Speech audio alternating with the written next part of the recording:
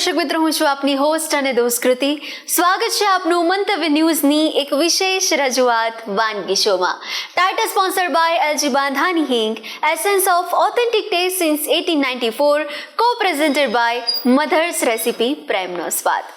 દર્શક મિત્રો, આપણે રહ્યા ગુજરાતીઓ એટલે ડેલી કંઈક ને કંઈક નવું ચટપટું તો જોઈએ જ. તો આજે દાબેલી અને ચાટનું મિશ્રણ થવા જઈ રહ્યું છે. તો ચાલો બધું વાર નથી લગાડવી, વાનગીનું નામ શું છે, આપણા મહેમાન કોણ છે, અને જાણીએ ને કરીએ આજના શોની શરૂઆત, કરીએ વાનગીની સફરની શરૂઆત. દર્શક મિત્રો, આજે મારી સાથે આપણા વાનગીના રસોડે જોડાઈ ગયા છે Jigishaben. Jigishaben, welcome to our show. Thank you. તો હવે આજે તમે ચાટ અને દાબેલીનું મિશ્રણ લઈને આવ્યા છો. શું નામ છે વાનગીનું? પાપડી દાબેલી ચાટ. વાહ! તો હવે એના ઇન્ગ્રેડિયન્ટ્સ તો જોઈ લઈએ ફટોફટ આપણે. બેઝિક દાબેલીનો જ બધું મસાલો છે. એમાં જે ઉમેરાશે એ આ પાપડી, એટલે આપણે ભેળની પૂરી જે યુઝ કરતા હોઈએ ને એ છે. બોઇલ્ડ બટેટા છે, સેવ, દાબેલીનો મસાલો, લસણની ચટણી, મીઠું, કોથમીર, દાડમ, શીંગ, 2 ટાઈપની ચટણી, તેલ, કાંદા. Okay, yes. તો સૌપ્રથમ શેનાથી આપણે શરૂઆત કરીએ છીએ? આપણે સૌથી પહેલા દાબેલીનો મસાલો બનાવવાનો છે. એના માટે આ લગભગ એક મોટું અને એક થોડું મીડિયમ એવો 2 બટેટા મેં બાફી લીધેલા છે. એને આપણે પહેલા મેશ કરી લઈશું.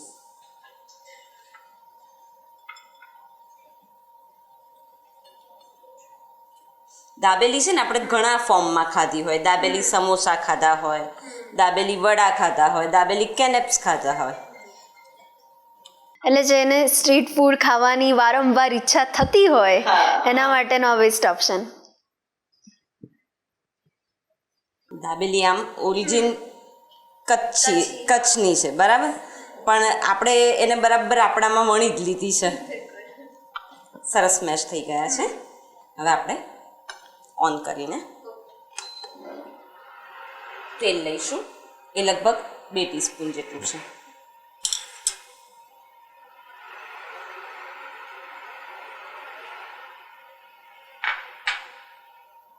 એ ગરમ થાય એટલે એમાં આપણે લસણની ચટણી લઈશું. લસણની ચટણીમાં મેં 10 થી 15 કળી જેટલું લસણ, લાલ મરચું, કાશ્મીરી લાલ મરચું અને આદુનો ટુકડો એવી રીતે લઈ અને એને ક્રશ કરેલું છે. આ લગભગ 1 ટીસ્પૂન જેટલું લઈએ છીએ.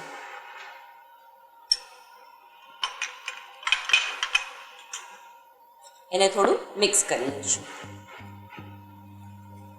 એટલે જિગીશાબેન, બપોરે પણ જો નાસ્તો કંઈક કરવાની ઈચ્છા થતી હોય તો આપણે એ ટાઈમે જો આવી રીતના ઘરમાં અવેલેબલ આપણી જોડે પાપડી હોય અને ચાટ પણ રેડી હોય એટલે મજા આવે. મજા પડી જાય.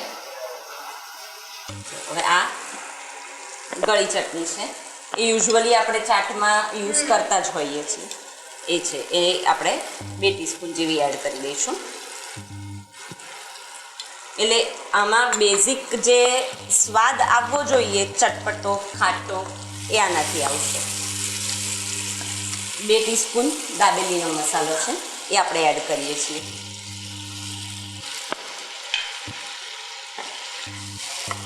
દાબેલીનો મસાલો પણ આપણે ઘરે જ રેડી કર્યો?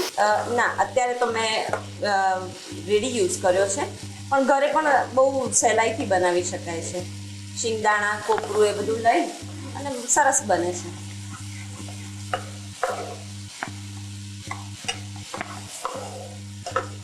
આ રીતે મિક્સ કરી લેવાનું છે.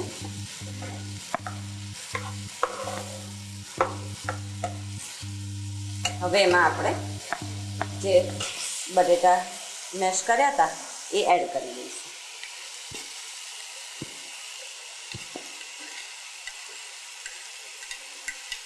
આ છે ને એકચ્યુઅલી બહુ જલ્દી બની જતું છે અને બટેટા છે આ બધું તો આપણા ઘરમાં અવેલેબલ હોય જ. તમે એવું ઈચ્છતા હો કે બાળકોને બહુ બ્રેડ નથી ખવડાવવા, તો આ એક હેલ્ધી ઓપ્શન પણ કહી શકાય. અને હવે તો બધા પૂરી પણ ઘરે જ બનાવતા હોય છે. અમે તો ભેળમાં પણ છે ને રોટલી વધી હોય ને એ તળી નાખીએ ને એનો ઉપયોગ કરીએ. એનો આખો ટેસ્ટ જ અલગ આવે.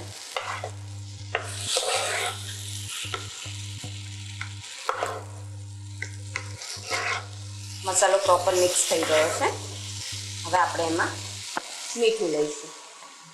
મીઠું આપણે સ્વાદ પ્રમાણે લેવાનું છે.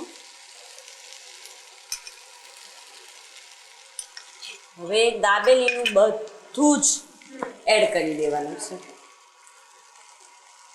દાડમ છે એ લઈશું. આપણે થોડું થોડું જ એડ કરીએ છીએ કારણ કે આપણે જ્યારે ચાટ બનાવીશું ત્યારે પણ ઉપરથી એડ કરીશું. મસાલા સીંગ છે એ બી થોડી લઈએ છીએ.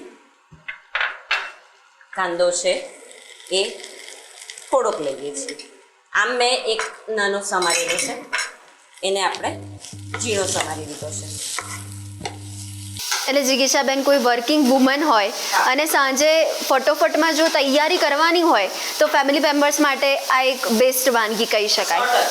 તમે સવારે દાબેલીનો મસાલો બનાવીને ફ્રીજમાં મૂકી રાખો, સાંજે આવીને તરત સર્વ કરી દેવાય. સરસ મિક્સ કરી દેવાનું છે.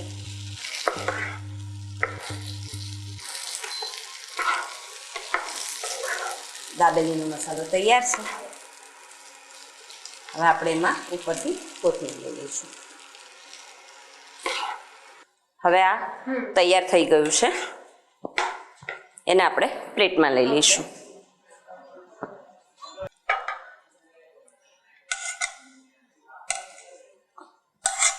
એટલે જિગીશાબેન ઘરમાં આપણે અમુક વાર સેવ વધી હોય તો આ બધી વસ્તુ વધી હોય તો એનો ઉપયોગ કેવી રીતના કરો? બસ એનું આ બેસ્ટ એક્ઝામ્પલ છે. હવે આપણે એને અસેમ્બલ કરી લઈશું. આ ભેળની પૂરી છે જે ઇઝીલી અવેલેબલ હોય છે, કોઈ પણ નાસ્તાવાળાને ત્યાં મળી જ જાય છે.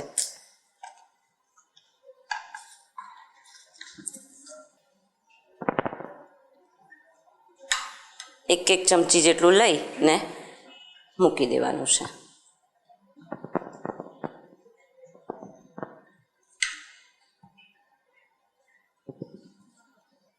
આ એટલું સહેલું છે ને કે કોઈને બી બનાવવાની બી બહુ ચિંતા નહીં. અને હવે ઉનાળાના દિવસ હોય તો ક્યાં આટલો લાંબો સમય કિચનમાં ગાળવાનો.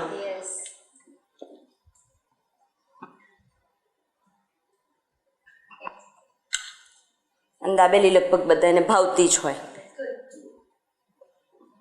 એટલે એવું કહી શકાય કે એકદમ ફટોફટ આપણે રેડી કરીને જો ફેમિલી સાથે ટાઈમ સ્પેન્ડ કરવો હોય ને તો પછી આ વાનગી બનાવી દો ને મસ્ત પરિવારની સાથે, જલસા. જો હવે આ મીઠી ચટણી, બધી જ ચટણીઓ આપણે ફરીથી એડ કરીશું. તમે તમારા સ્વાદ મુજબ આમાં ફેરફાર કરી શકો છો. લસણની ચટણી ઉપરથી ન લેવી હોય તો વાંધો નહીં, આપણે અંદર તો એડ કરેલી જ છે. હવે ગ્રીન ચટણી છે.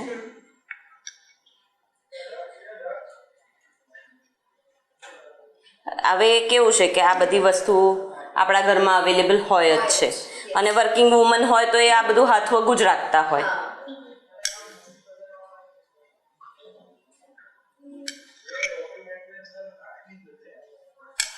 હવે આપણે મસાલા શીંગ લઈએ છીએ.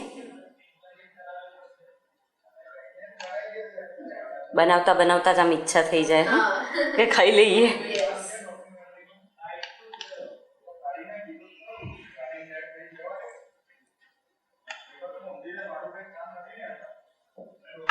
દાડમ લઈશું.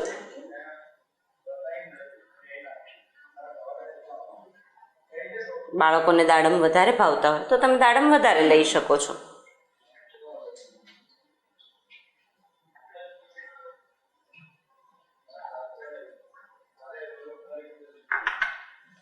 સેવ લઈશું.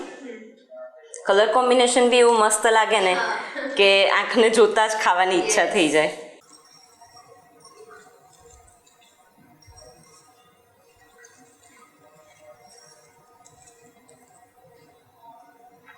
ઓનિયન લઈશું. જે જૈન હોય એ આ સ્કીપ કરે તો ચાલે.